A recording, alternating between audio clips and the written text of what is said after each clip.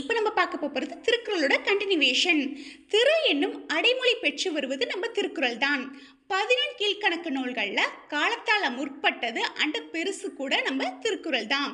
திரு அப்படின்னா செல்வம், சிறப்பு, இலக்குமி, அழகு, ஒளி, பாக்கியம், தெய்வத்தன்மை அப்படின்னு பொருள்படும்.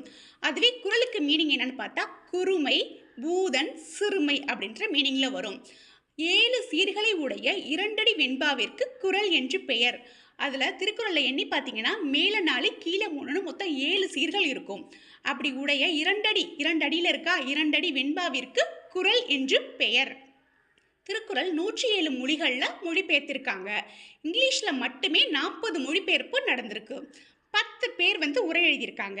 தருமர், மணக்குடவர், தாமத்தர், நச்சர், பருதி, பரிமேலழகர், திருமலையார், மல்லர், பரிப்பெருமாள், காளிங்கர்.